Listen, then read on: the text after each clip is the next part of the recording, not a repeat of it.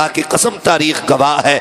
वैसे करनी ने जुब्बा जो है रखा जमीन पे, सजदे में आ गए, कहते हैं अल्लाह मेरे महबूब की उम्मत को बख्श दे, उम्मत को बख्श दे। आवाज आती है उवैस प्यारे महबूब का दिया हुआ तोहफा तो पहन ले, हम वादा करते हैं बनु कलाब की बकरियों के बालों के बराबर तेरे महबूब की उम्मत बख्शेंगे। कहते नहीं मालिक मैं अब भी राजी नहीं हूं, मैं जुब्बा तब पहनूंगा जब तू और उम्मत बख्शेगा।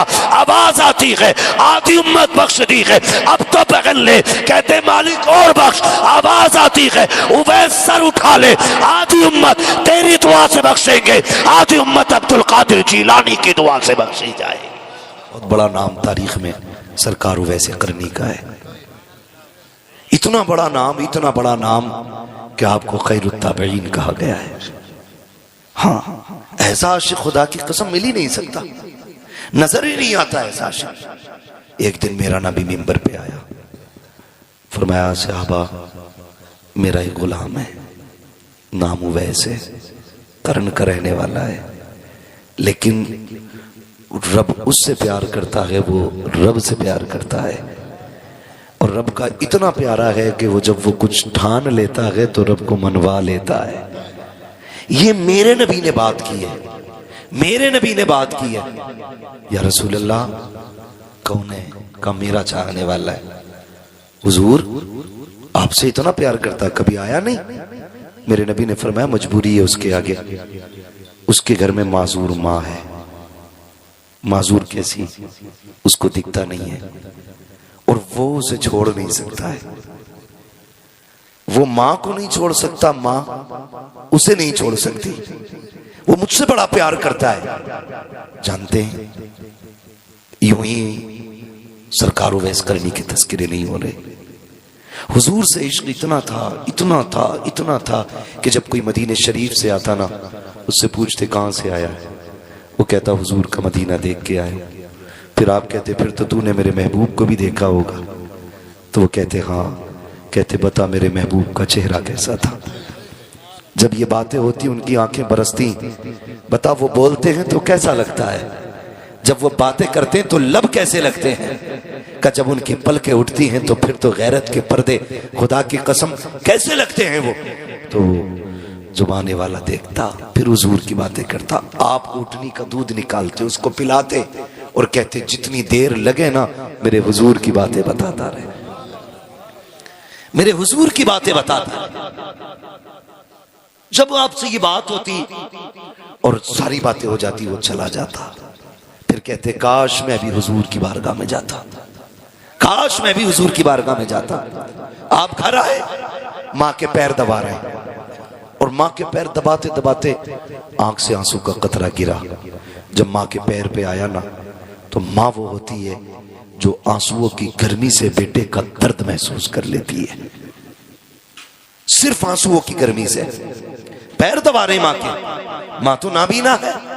जैसी आंसू का कतरा गिरा ना, माँ कहती है लालू वैस क्या बात है, खैर तो है ना? आज बड़ा बेकरार लग रहा है। रो के कहते अम्मी आज इश्क रसूल में ऐसा दर्द है सीने में, अगर मैं मदीने न जा सका तो कलेजा फट जाएगा। अम्मी काफिला मदीने जा रहा है, इजाजत दे, तेरा लाल भी महबूब को देखना चाहता है।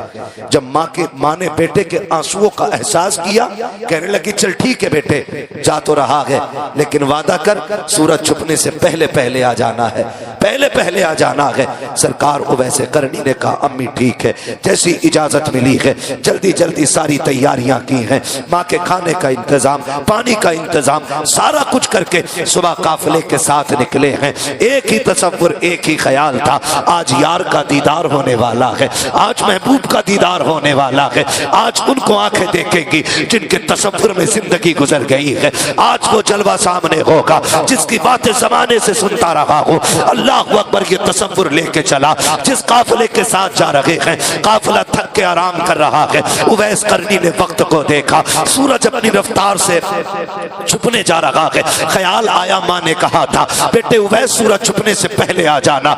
ये सोच करके आपने अपना आराम त्याग दिया, काफिला तो ठहरा रह गया। आपने दौड़ लगाई है, चलते चलते मदीने की सरहद आ जाती है। बच्चों को खेलते देखा, कहते शहजादो आओ मेरे सीने से लग जाओ। बच्चों बच्चों को चूम रहे हैं, सीने से लगा रहे हैं। लोग कह रहे थे अजीब दीवाना है, ये बच्चों से लिपट रहा है। आप कहते थे शहजादों तुम्हारे कदमों की खाक मेरे सर का ताज बन जाए, क्योंकि तुम उस शहर में रहते हो जिसमें मेरा महबूब रहता है, तुम उस शहर में सांसें रहते हो जिसमें मेरा यार सांसें लेता है। ये कह करके बच्चों को सीने से लगाते, प्यार करते, फिर कहते शहजादों बताओ मेरा महबूब कहाँ मिलेगा। किसी ने बड़ों की तरफ इशारा किया, कहा फला से बात करो। उनसे पूछा नबी कहाँ है, उन्होंने कहा मस्जिद नबी में मिलेंगे या हुजरा आयशा में मिलेंगे। चाहे दौड़ करके आप आए हैं, वक्त की किल्लत थी, आकर के आपने मस्जिद नबी के दरवाजे पर जैसी दरवाजा खोल करके देखा, हुजूर का जलवा नजर नहीं आया। फिर ख्याल आया आयशा सिद्दीका के हुजरे में होंगे। आवाज देकर कहते हैं उम्मुल मोमिनीन मुझे मुस्तफा से मुलाकात करनी है। अंदर से आवाज आती है कौन है, का परदेसी हो, का ठहर जा इंतजार कर ले, तू जिससे मिलने आया है वो अभी अभी बाहर जा चुके हैं। इतना सुनना था वैसे करनी का कलेजा तड़प जाता है। कहते हैं क्या किया जाए, का कब तक आएंगे, का ये तो नहीं कहा जा सकता है लेकिन थोड़ी देर में आ जाएंगे। सरकार वैसे करनी बेकरार हो करके कभी मेहराब देख रहे हैं, कभी मिंबर देख रहे हैं, कभी मुस्तफा के खड़े होने के मुसल्ले पे निगाहें जाती है। फिर ख्याल आता है उम्मुल मोमिनीन आप साइड से हो जाइए। का किस लिए, का महबूब को तो न देख सका, महबूब के नीचे बिछने वाली चटाई को देख लो। जिस मसरत पे मेरा महबूब तकिए लगा के बैठता है मैं उस मसरत को चूमना चाहता हूँ। उम्मुल मोमिनीन आयशा सिद्दीका फरमाती है जब उवैस अंदर आए थे बाल बिखरे हुए हैं, मिट्टी लगी है पूरे कपड़ों पर, देखने में दीवाना लग रहे हैं। कभी दीवार चूम रहे हैं, कभी मेहराब चूम रहे हैं, कभी मिंबर से लिपटते हैं, कभी खजूर के सुतूनों से लिपट जाते हैं, कभी हुजूर के नीचे बिछने वाली चटाई को चूमते हैं। उम्मुल मोमिनीन कहती है अरे अगर इतना ही इश्क है तो इंतजार क्यों नहीं कर लेते। कहते मजबूरी है माँ, अगर वक्त होता पूरी जिंदगी उसकी राहों में बैठ के गुजार देता, लेकिन क्या करूं मजबूरी है। जब वो आ जाए तो मेरा सलाम कह देना। ये कह के उवैस रोते हुए पलटे हैं। तारीख गवाह है, इधर उवैस ने मदीना छोड़ा है, उधर मेरा नबी मस्जिद नबी में आया है। आके करीम ने कदम रखा है, आते ही लंबी लंबी सांसें ली है। जब लंबी सांसें ली है उमर अर्ज करते हैं या रसूल अल्लाह लंबी सांसों की वजह क्या है। आके करीम फरमाते हैं खुशबू बता रही है, मेरा यार आकर के गया है, मेरा दीवाना आकर के गया है। आका किसकी बात कर रहे हो। कहते उम्मुल मोमिनीन बताओ तो सही कौन आया था। का आका वो जो आया था उसके बाल खुले थे, कपड़ों पे मिट्टी लगी थी, देखने में दीवाना लग रहा था और ऐसा आशिक था, कभी मिंबर से लिपट के रो रहा था, कभी चटाइयों से लिपटता था, कभी खजूर के सुतून से लिपटता था।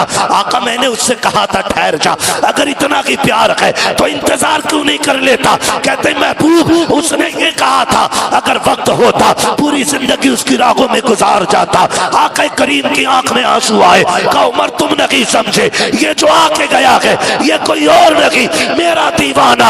अब वैसे करनी इस जगह से गुजर के चला गया। वक्त कम है मेरे बाबू, बस जरा सुने। जब इतनी बात कही ना फरमाते उमर जल्दी करो भाई, इसका इको कम करो। कहते उमर जल्दी करो। क्या आका इरशाद फरमाए मेरे उवैस को ढूंढ के लाओ। जब तक उमर तलाश करते निकलते हजरत उवैस करनी मदीना छोड़ चुके थे। उसके दिल से पूछिए नाकामियों की लज्जतें। जो मुसाफिर लुट गया हो जाके मंजिल के करीब। और भाई मेरे मुर्शिद ताजुल शरिया मक्का शरीफ गए, मदीना जाने की तमन्ना थी, वहीं से वापस कर दिया। आपने क्या कहा था, आपने कहा था काश गुंबदे खजरा देखने को मिल जाता। ये तो सभी की तमन्ना है, ये 1400 साल के बाद के आशिक की तमन्ना है। फिर नबी के उवैस की तमन्ना क्या रही होगी। उसके दिल से पूछिए नाकामियों की लज्जतें। जो मुसाफिर लुट गया हो जाके मंजिल के करीब। कहते हैं वापस पलटे। उमर कहते हैं या रसूल अल्लाह वो जा चुके, मुझे नहीं मिले। हुजूर की आंख में आंसू आ गए। इधर वैसे करनी अपने वतन आए और जैसी दरवाजे पे दस्तक दी, आवाज नहीं लगाई, अंदर से आवाज आई वैसे आ गए हो जी अम्मी। बस इतना कहा, पैर दबाने बैठ गए। माँ थी ना, वो तो खुश थी, आज मेरे लाल को मुराद मिल गई। आज मेरा लाल जिसके इश्क में तड़प तड़ा उसे देख के आया। कहती बेटे अब बताना तेरे महबूब का चेहरा कैसा था। अब तो देख के आया है ना, बता जब वो तुझसे मिले और तू उनसे मिला तब कैसा लग रहा था। चीख निकल गई सरकार वैसे करने की। माँ के कदमों में सर रख के रोने लग गए। माँ उठ के बैठ गई। शहजादे क्या हुआ। कामी जिस यार से मिलने गया था उस यार को देख नहीं पाया। माँ जब इतना सुना ना बेकरार हो गई। उवैस क्या हुआ बेटे, क्या वो तुझसे मिले नहीं? कामी जब मैं गया वो मेरे जाने से पहले कहीं जा चुके थे। कहा तो फिर ठहर जाते। कामी ठहरता कैसे, अगर रुक जाता, तूने मुझे सूरज छुपने तक का वक्त दिया था। माँ अगर मैं रुक जाता ना तो फिर जो वक्त तूने दिया था तेरी नाफरमानी हो जाती।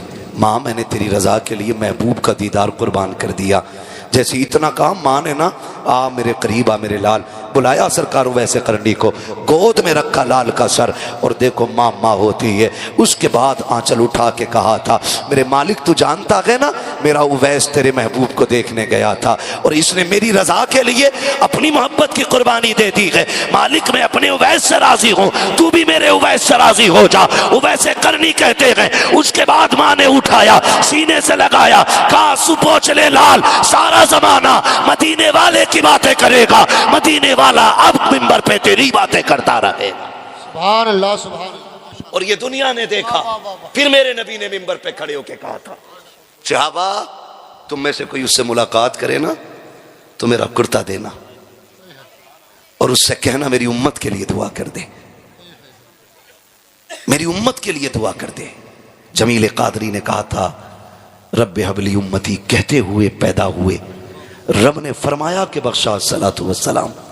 जिंदगी की जाहिरी आखिरी सांस तक मेरे नबी को उम्मत का गम सताता रहा। फिर भी ना कोई मिले ना उससे कहना मेरी उम्मत के लिए दुआ कर दे। हुजूर कौन सी, कहना कि बस इतना कह दे अल्लाह मेरी उम्मत को बख्श दे, मेरी उम्मत को बख्श दे।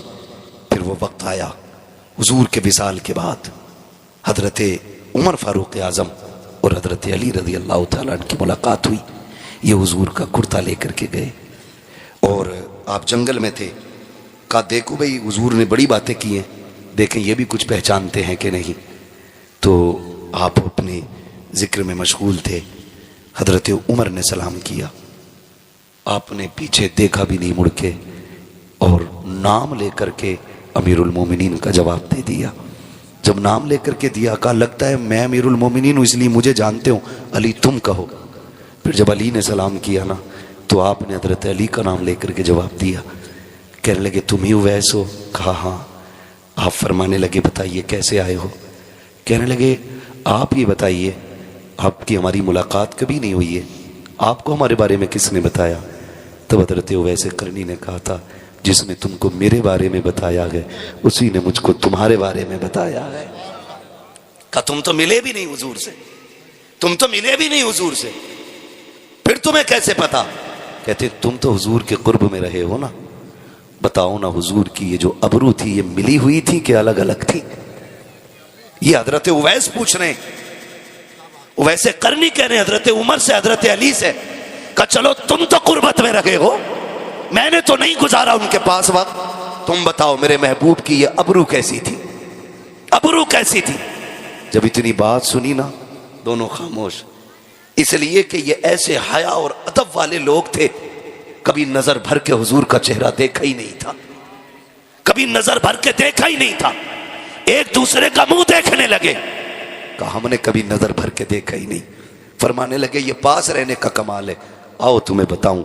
का जब दूर से देखो तो ये मिली हुई लगती थी और जब करीब से देखो तो दोनों अबरू जुदा नजर आया करती थी। कहा तुम्हें कैसे पता? का फर्क इतना है तुम जाहिर में हुजूर के सामने रहते थे, मैं बातिन में हुजूर के साथ रहता था।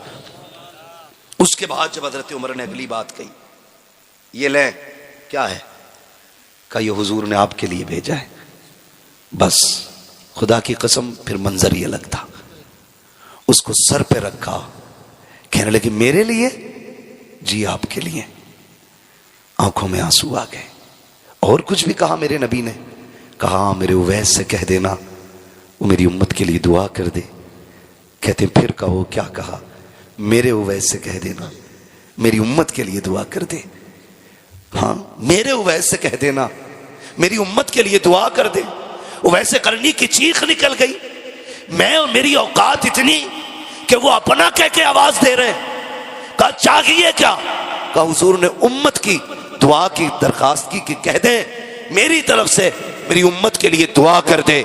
खुदा की कसम तारीख गवाह है।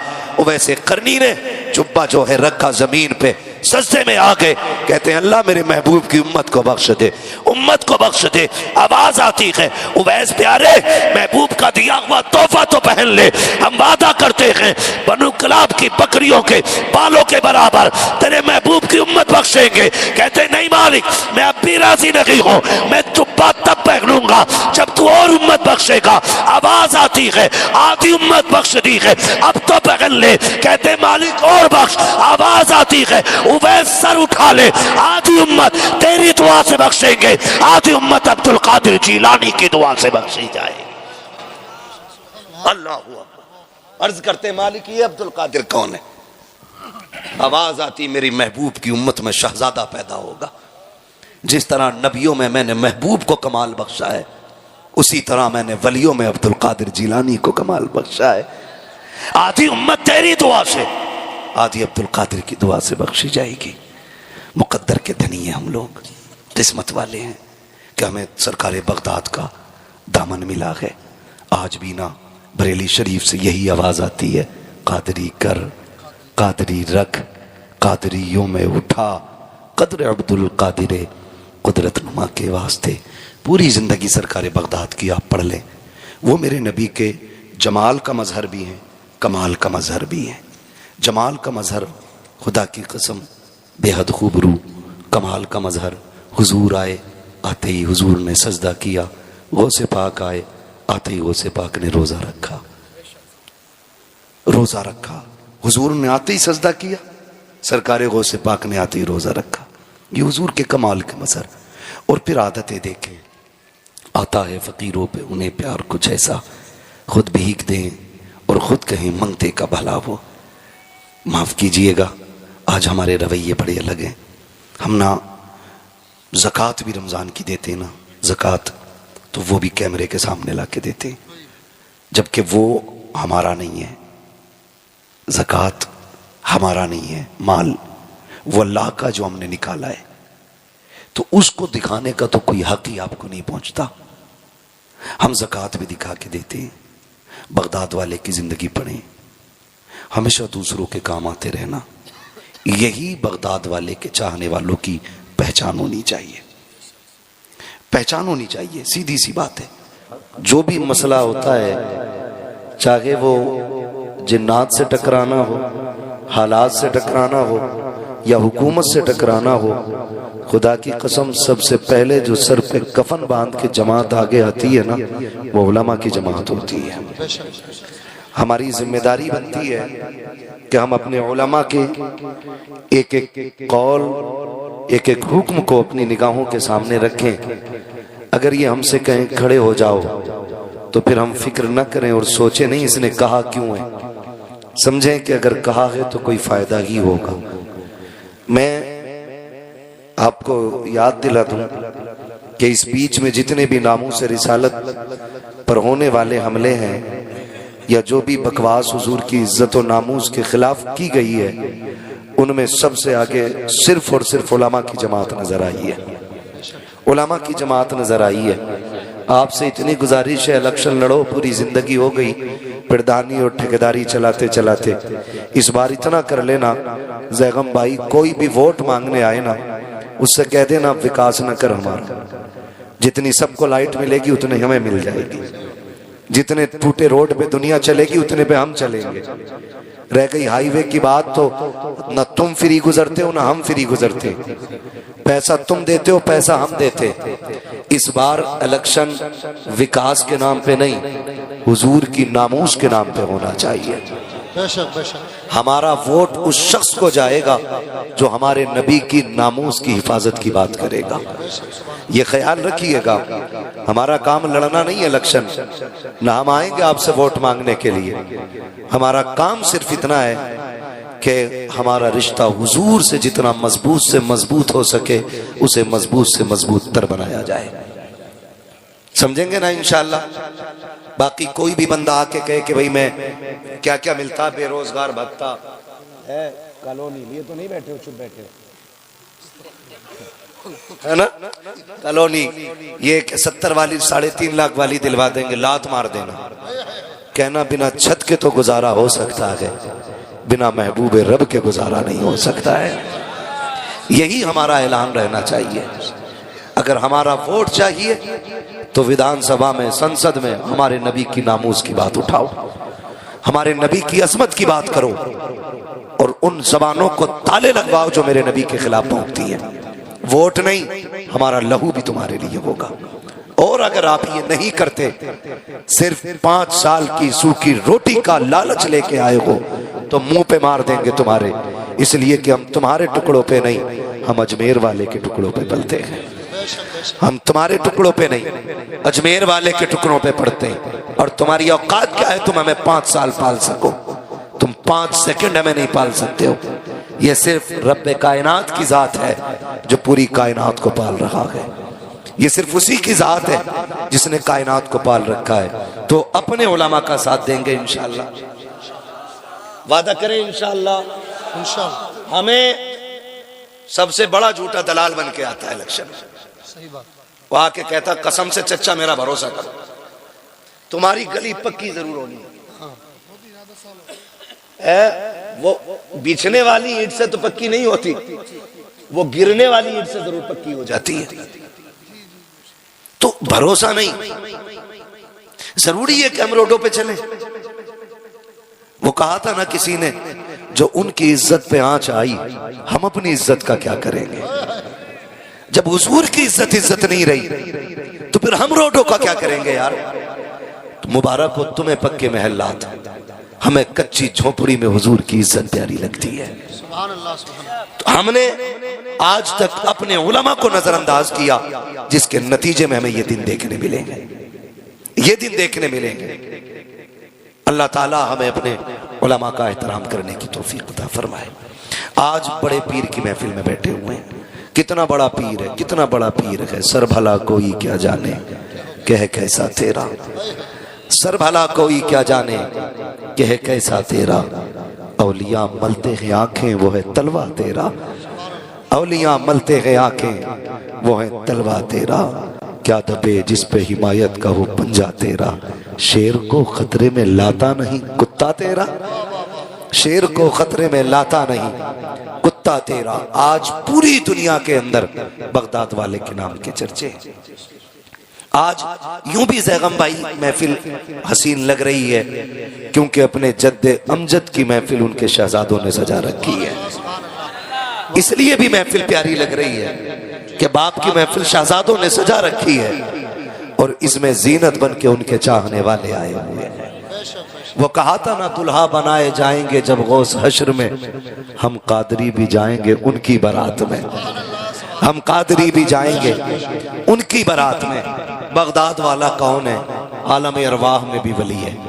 मैं बहुत ज्यादा नहीं, इंशाअल्लाह उतनी देर बोलूंगा जितनी देर आप बर्दाश्त कर लें। और इसके लिए ज़ैगम भाई के इशारे की जरूरत नहीं पड़ेगी। हम पलटते नहीं बेजान किताबों के वरक, हम वो पढ़ते हैं जो चेहरों पे लिखा होता है। अगर ये सोएंगे तो फिर मैं खुद सोने की दुआ पढ़ लूंगा, ठीक है ना। आप परेशान ना होना, जरा कह दें या रसूल अल्लाह। आप लोग सुना तो मुझे भी याद है, मैं सो जाऊं या मुस्तफा कहते कहते, खुले आंख सल्ले नीचे वाले भी नात पढ़ लिया करें।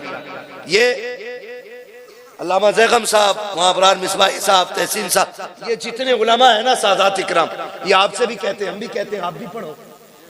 हमारा क्या फायदा है, हमारा बस इतना फायदा पढ़ने में, आपको जो नेकी मिलेगी ना उसके बदले में हमें भी मिलेगी, बेशक इतना हमारा है। लेकिन बड़ा फायदा क्या है, हम ये चाहते हैं कि सिर्फ मिंबर वाले नहीं, महफिल में जितने लोग बैठे हैं सारे नात पढ़ा करें। क्यों? ताकि कयामत में जब हुजूर हसन को आवाज दें तो पहले मदीने का हसन आगे आए, फिर बरेली का हसन आगे आए, फिर सारे गुलाम पीछे पीछे चले आए, है ना। लाजिम ये नहीं है कि 4-5 दीवान पढ़ के निपटो तभी हसन बनो, क्या बात है। 3-4 कलाम पढ़ के हटो तभी आपका नाम सना खानों में आएगा। याद ना हो तो याद कर लो, जब मिस्र में हुस्ने यूसुफ की बोली लगी अमीरों की तिजोरियां खुली, लोग हीरे जवाहरात लेके हुस्न यूसुफ के खरीदार बन के खड़े थे ना, वहीं पे लोग तमाशाई बन के खड़े थे। उसी भीड़ में 5 शेर रुई का काता हुआ धागा लेकर के एक बूढ़ी भी आई थी। उसने हटो बचो का शोर बुलंद किया। नौजवानों ने कहा कौन है? जब मुड़ के देखा, बूढ़ी की गोद में रुई का काता हुआ धागा था, उसको दबा के बगल में आ रही है। नौजवानों ने कहा था दिखता नहीं भीड़ कितनी है, हम भी तो तमाशाई हैं। उसने कहा तुम तमाशाई हो, लेकिन मैं खरीदार बन के आई हूं, मैं खरीदार बन के आई हूं। तब देखने वालों ने कहा था, हंसे, क्या खरीदने आई है? कहा जिसको सारे अमीर खरीदने आए हैं उसे मैं भी खरीदने आई। और से सुनिएगा, मैं कुछ बताना चाहता हूँ। वाकया तो सबको पता होगा जी, क्योंकि यूसुफ जुलेखा की मोहब्बत बुढ़े बुढ़े को पता है। क्या बात है। भले ही मसला अपनी बीवी से ना हो कतई, है ना। तो ये दास्तान सभी को मालूम, लेकिन ये बीच बीच में शेर पढ़ने का मसला बता रहा हूं। आधा मिसरा तुम पढ़ो, आधा हम पढ़े, उस बात को मैं समझा रहा हूं। उसने कहा था तू किधर? उसने कहा जहां अमीर आए हैं वहां हम भी आए हैं। कहा अपनी औकात देख और मिस्र का सौदा देख, अपना धागा देख, दीगर खरीदार देख। अजीजे मिस्र के हीरे जवाहिरात सारे चढ़ चुके हैं, लेकिन अभी यूसुफ के हुस्न का सानी तक ना बन सके हैं, हम पल्ला नहीं हो सके हैं। तू खरीदने आई है। उसने कहा हट पगले, जाने तो दे, लाइन में लगने दे। कहा लौट जा करेगी क्या? कहा अगर ना खरीद सकी कम से कम इतना तो हो जाएगा, खुदा कयामत में जब यूसुफ के खरीदारों को इज्जतें अदा करेगा तो जहां अजीज खड़ा होगा वहीं पे ये गरीब बूढ़ी भी खड़ी हो जाएगी। सुभान अल्लाह, सुभान अल्लाह। बेशक जरूरी तो नहीं है ना कि हम 2-3 दीवान पढ़ के तभी आशिक बनेंगे। मैं कहता हूं खुदा की कसम, हल चलाओ फिर भी ये पढ़ो, सबसे आला वो औला हमारा नबी। खेत में दाना डालो फिर भी ये कहो सरवर कहूं के मालिक व मौला कहूं तुझे। आप जो काम करो हर काम में मुस्तफा की नात पढ़ते रहा करो, नात पढ़ते रहा करो। लहद में इश्क रुखे शह का दाग लेके चले, तेरे गुलामों का नक्शे कदम है रागे खुदा, वो क्या भटक सके जो ये सुराग लेके चले। तो रिश्ते मजबूत करें, रिश्ते मजबूत करें। मैं अर्ज कर रहा था सरकार गौसे पाक, पूरी दुनिया में बगदाद वाले की 11वीं का तज़किरा है, कहीं 17वीं है, कहीं 11वीं है, कहीं 27वीं है, कहीं 26वीं है। यही मेरे बगदाद वाले का चर्चा है। मैं थोड़ा सा बर्दाश्त करेंगे कड़वी दवाऊं, मैं बड़े अच्छे माहौल में भी नीम घोल देता हूं, मगर याद रखें दवा जितनी ज्यादा कड़वी होती फायदा उतना ज्यादा करती है। जिसे कड़वी दवा बर्दाश्त नहीं होती ना, फिर वो टेबलेट और खुराक से नहीं ऑपरेशन से ठीक हुआ करता है। दुआ करें अल्लाह हमारी बीमारी खुराकों से ही खत्म कर दे। हम सब अपने बारे में ये बात करते हैं।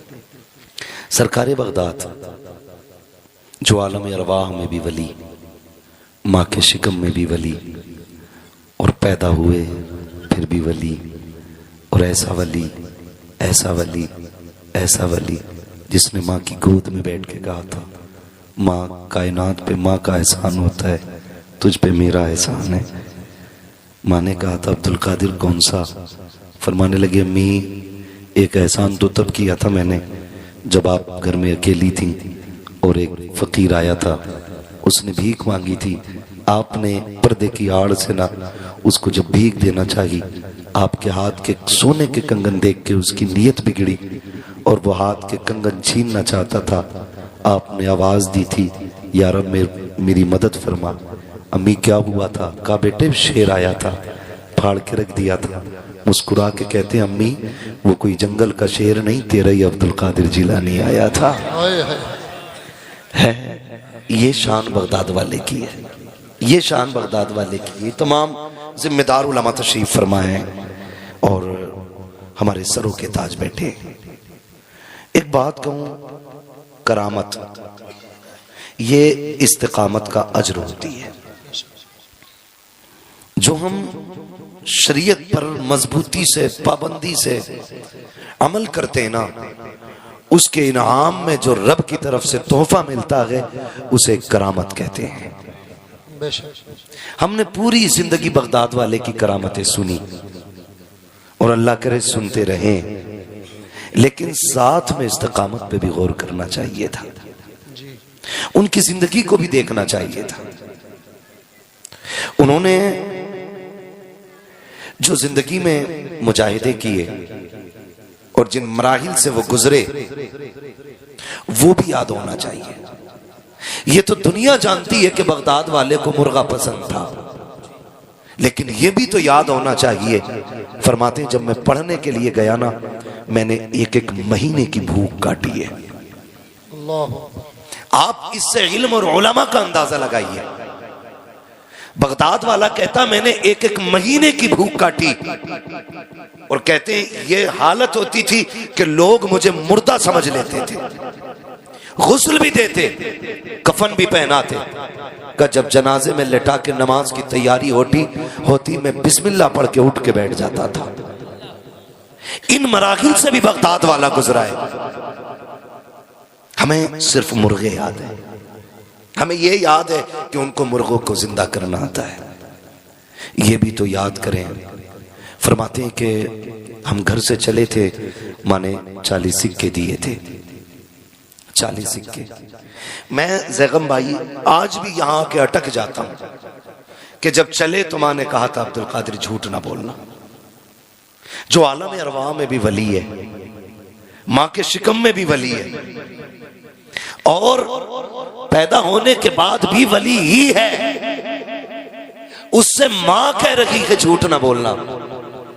इसमें क्या राज था? समझ में बात नहीं आती, आंखें अटक जाते। फिर खुद थोड़ी बहुत बगदाद की तरफ से रहनुमाई होती है, आवाज आती है पागल सिर्फ अब्दुल कादिर को न देख, अब्दुल कादिर की मां को भी तो देख। यहां मसला अब्दुल कादिर का नहीं, यहां मसला मां का है, मां का है। अम्मी ने क्या कहा था?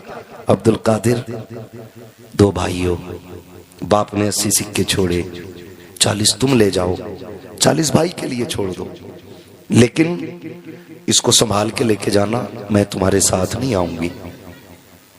याद रखिएगा, माँ माँ होती है, चाहे अब्दुल कादिर जिलानी की माँ क्यों ना हो। कहती है मैं साथ नहीं आऊंगी, मुझे घर की जिम्मेदारियां भी संभालनी है, भाई भी तुम्हारा छोटा है, उसको भी देखना है, ये आप हिफाजत से लेके जाइएगा।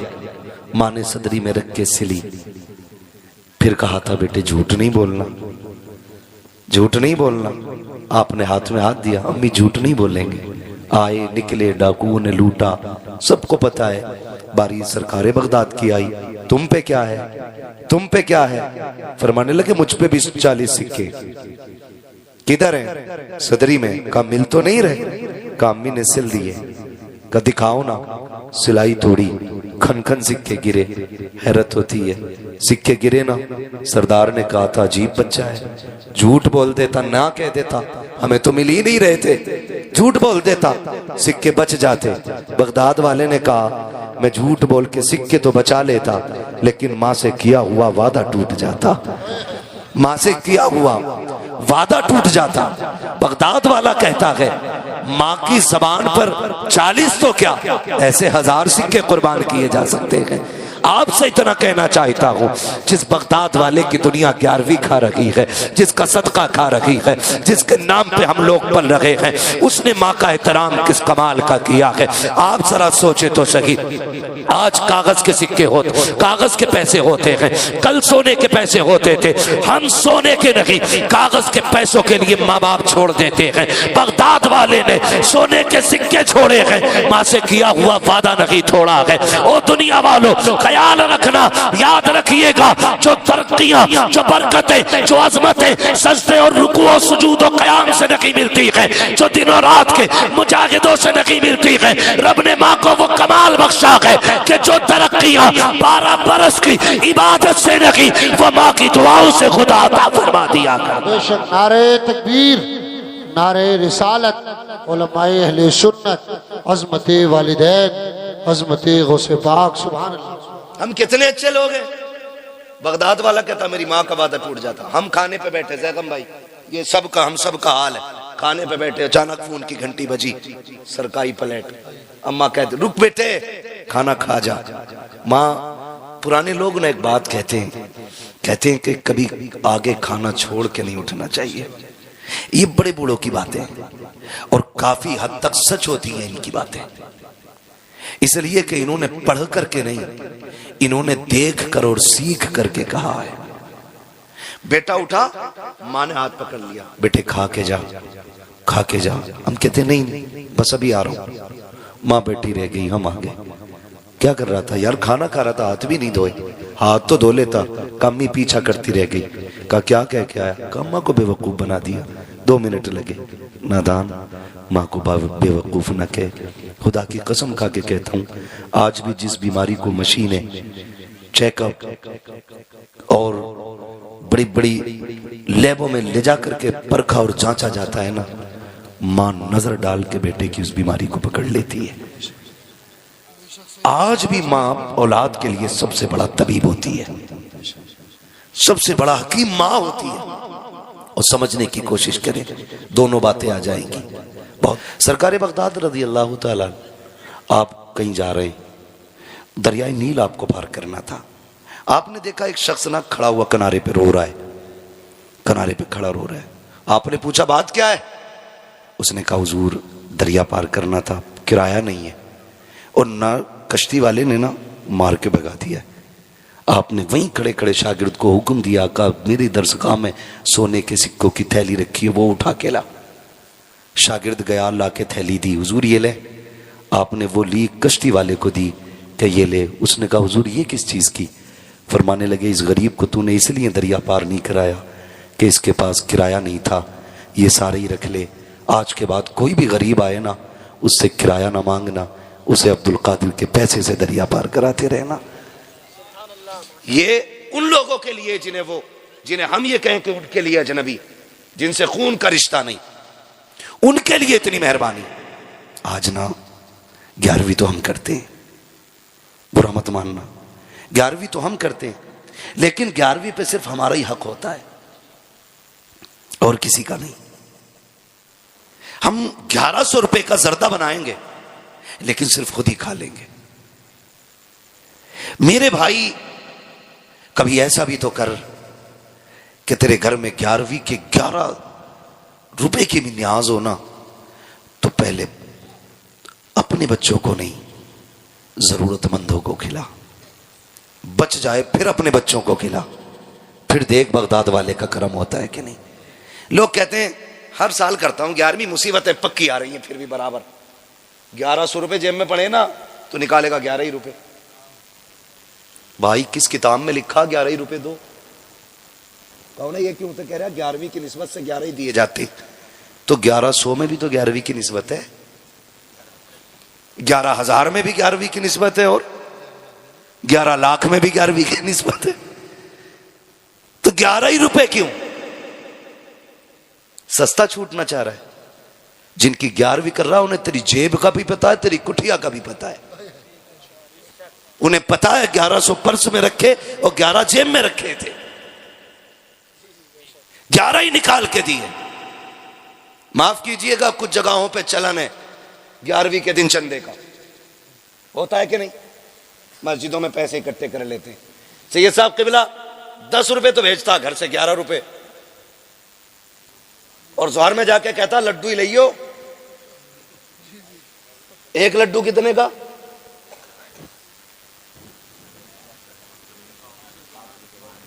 कम से कम 5 रुपए का एक लड्डू। इतने छोटे छोटे छोटे सारे सैंपल मस्जिद के गेट पे। रुपए दिए 10 11 और लेने बच्चे आगे 5, छठा अब्बा। और फिर कह रहे अच्छा 11वीं के पैसे मान लिए, लड्डू पूरे नहीं पड़े। खुद बता 10 दे के 5 लेके जा रहा है। अब इसमें करामत क्या करेगी? ये तो खुलेआम लूट है। या तो ये कह जितना पैसा है वो शय मंगाओ जो सबको मिल जाए। जरूरी नहीं खाना भी लड्डू ही है, देगा भी 11 ही रुपए और बच्चे सारे लाएगा। लड़ाई कई इमामों की छुट्टी हो गई, गलत नहीं कह रहा हूं, ऐसे भी हुआ है। ये गमियां खत्म करें। ऐसा भी हुआ है, कोई आया कि 5 रुपए कल्लन ने दिए, तो वो 5 रुपए का ऐलान हो गया। बाद में आया नहीं जी कल्लन नहीं, मैंने मल्लन बोला था। तो फिर वो मल्लन के 5 चढ़ गए, तो 5 रुपए एक ही आए ऐलान। कितनी बार हो गया ऐलान? बोले जरा, आप बोल सकते हैं ना, मुंह में गुटखा तो नहीं है किसी के। बगदाद वाले की महफिल है, मुंह साफ करके बैठा करो, वरना ऐसा थप्पड़ मारेंगे कयामत तक नस्लों में दांत नहीं जमेंगे। क्योंकि अलहामा कह रहे हैं गौस वो तीखा तेरा, मर के भी चैन से सोता नहीं मारा तेरा। महफिलों का अदब किया करो। बगदाद वाले की महफिल है, हल्के में मत लेना। तकरीर के बीच में चील बोल जाए, पट्ट से नीचे खत्म। और फिर जब जलाल से बाहर निकले, इसे क्या हो गया कि आप ही ने तो कहा था कि ये चुप क्यों नहीं होती है। कहा मर गई, कहा फरमाया कुम बेइज़्निल्लाह। तो मसला यही है।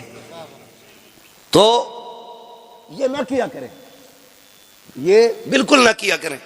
2 बार ऐलान हो जा तो कुछ इतने बड़े फित्तीन कापी लेके बैठे रहते हैं घर। हाँ सब लिख रहा कितने ऐलान हुए, और फिर आके कह रहे कितने आए थे इमाम साहब पैसे। इमाम साहब ने कहा 713 रुपए। कह रहा एक बार और जोड़ लो। कह रहा नहीं भाई 713 ही है, पूरे डब्बे में रखे हैं, मैंने 1 रुपया जेब में भी नहीं डाला, सारे ही प्लास्टिक के डब्बे में। कह रहा नहीं नहीं मुझे पता है, क्यों तू बगदाद वाले की चौखट से उठ के आया है, तुझे पता है। कह रहा ये देखो कापी।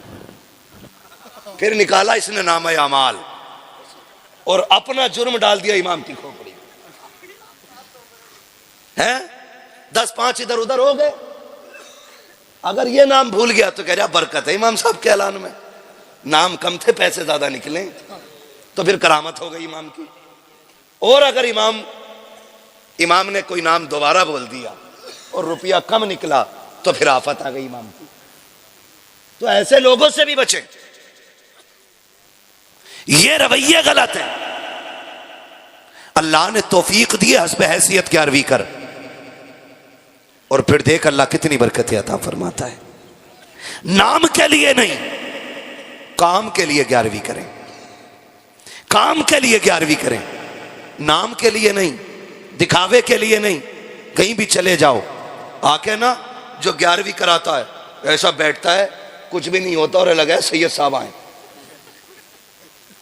हाँ ऐसे हजरत आगा सदरी पहन के पगड़ी बांध के, उतने हम पे भी कपड़े नहीं होते जितने उस ठलुए पे होते। कौन है? यही है मालिक। वो चाहते मेरे खुतबे पढ़े जाएं। नहीं ऐसा नहीं, बगदाद वाले के नाम का लंगर है। आका बन के नहीं, नौकर बन के खिला, नौकर बन के खिला, तमाशा ना बना।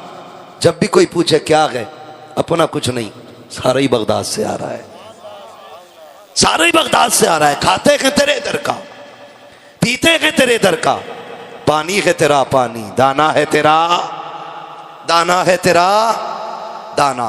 लेकिन मैं जो अर्ज कर रहा था आपसे, मैं कह रहा था थोड़ा सा दिलों में कुशादगी लाइए, कुशादगी। दिल बड़े तंग हो गए। 11वीं भी करेगा ना तो अपने बाल को बांट दे बैठा के लाइन से, ताकि बांटने का भी मजा आ जाए और घर के घर में भी रह जाए। हाँ बाहर भी ना जाए और शोर भी हो जाए, लाओ भी मुझे दे दो, मुझे दे दो, पूरे मजे घर में ले रहा है। ये नहीं, दिलों में जगह पैदा करो। 11वीं के अलावा भी अगर आपके दस्तरखान पे किसी के लिए जगह है तो समझ लेना रहमत के दरवाजे खुले हुए हैं, रहमत के दरवाजे फिर भी खुले हुए हैं। अभी कुछ दिन पहले की कहानी है, हम ना कंजूस तबीयत हो गए। डॉक्टर को 1 लाख दें, 5 लाख दे देंगे, अपने सगे रिश्तेदारों को 5 पैसे देने तैयार नहीं। डॉक्टर को 5 लाख भी दे देंगे, एक बंदे को भी ब्लड कैंसर हुआ, नापास कर दिया गया। उसके बाद बहुत सारी प्रॉपर्टी थी, उसने सोचा लगाओ आग अभी से। वैसे 2.5 महीने का वक्त है हमारे पास जीने के लिए, बहुत गौर से सुनिएगा। कितने दिन का? 2.5 महीने का। जब आया ना, उसने सारी संपत्ति बेच दी, 2.5 महीने तो जीना ही है। आया अपने वतन आया, जब रिश्तेदारों में खानदान में आया ना, तो अपने बच्चों को पता चला कि बाप ने बिजनेस खत्म कर दिया, सब कुछ बेच डाला है। अपने बच्चे ना बातें करने लग गए, क्या करने आया? उसको ना पहली रात में इतना बोझ महसूस हुआ, अपनों ने उसके खिलाफ ऐसी बातें की, उसे लगा कि वो अपनों पे नहीं जमीन पे आप एक बोझ बन के रह गया है। उसने फैसला कर लिया कल फिर जाना है। टिकट निकाला, निकालने के बाद फिर वापस पलटना था उसे कि ऐसे अपनों से तो वो गैर बेहतर थे जो कम से कम ताने तो नहीं देते हैं, कहीं ने मेरी 2 वक्त की रोटी भारी लग रही है। ये सोच करके उसने टिकट निकलवाया। अब वो अपनों में बैठना भी नहीं चाह रहा है, सोचा रात कहाँ गुजारूं, रात कहाँ गुजारूं। इस ख्याल से वो बेदीवानापन में बाहर इधर उधर टहलता रहा। मौसम चूंकि बारिश का था, जब बारिश का मौसम देखा, बारिश के मौसम में एक मकान की छत के बगल में छुप के बैठ गया। उस मकान के अंदर से खटखट की आवाजें आती रही। जब बहुत देर तक आवाज बर्तनों की आई, उसने जाके दरवाजा खटखटाया। अंदर से यतीम बच्ची निकली। उसने कहा जनाब क्या बात है? कहा आप यहाँ कैसे? कहा बच्ची पूछना ये था, बात क्या है? पूरी रात बर्तन बजते रहे।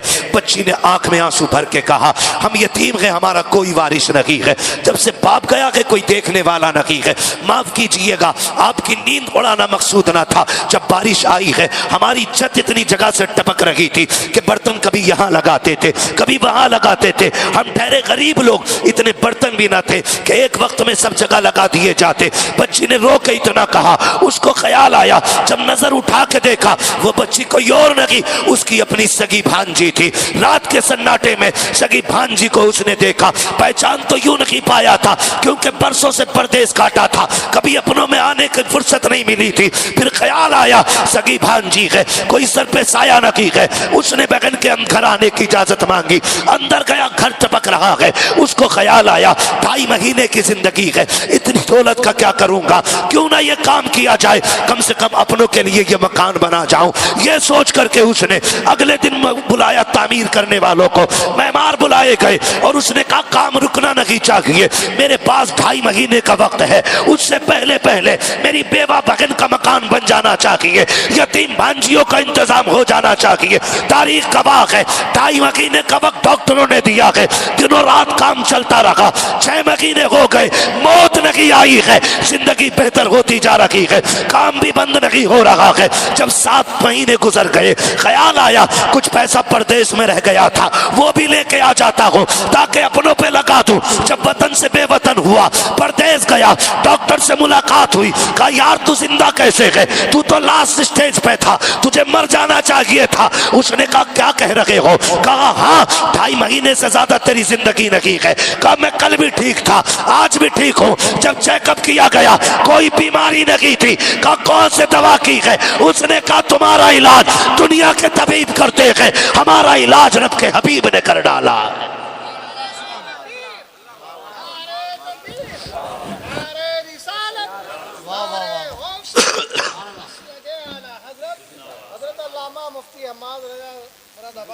उसने कहा कि मैं गया, मेरे महबूब ने फरमाया कि अपनों का ख्याल रखो, पड़ोसी का ख्याल रखो, यतीमों का ख्याल रखो। कहा मैंने उनका घर बनाया, रब ने मेरी जिंदगी बना डाली है, रब ने मेरी जिंदगी बना डाली है, दिल में जगह रखी है, दिल में जगह रखी है। जो मर्ज दवाओं से नहीं कटते वो दुआओं से कट जाया करते हैं, वो दुआओं से कट जाया करती। सबसे ज्यादा हक आपके ऊपर आपके सगों का है। आप अपने सगों से फारिग हो तो फिर आप खानदान में आए, खानदान से फारिग हो फिर आप पड़ोस में आए, पड़ोस से फारिग हो फिर बस्ती में आए, बस्ती से फारिग हो फिर शहर जाएं, शहर से फारिग हो फिर आप पूरे डिस्ट्रिक्ट लेवल पे आप काम करें, उससे भी फारिग हो जाए, सूबा लेवल पे, फिर मुल्क लेवल पे, फिर वर्ल्ड लेवल पे है। मगर नतीजा कुछ हो रहे, अपनों को लात मारनी है और तमाशा बना के गरीब ढूंढ ढूंढ के लाके बांटा जाता है। ऐसा ना कीजिएगा। 11वीं आपके घर बने ना तो आपके अपने बच्चे खाएं ना खाएं, सबसे पहले अपने करीबियों के बच्चों को खिलाइए। करेंगे इंशाअल्लाह, ऐसा करेंगे इंशाअल्लाह। और ये बात बहुत बाद में हमारी समझ में आई, सैयदों के घर से कोई खाली क्यों नहीं जाता है। ये शान करीमों की लजपाल घराना है, ये नस्ल करीमों की लजपाल घराना है। और हम तो बबागे दोहल कहते हैं, ये चक्की फातिमा की चल रही है, ज़माना जितना लंगर खा रहा है, ज़माना जितना लंगर खा रहा है।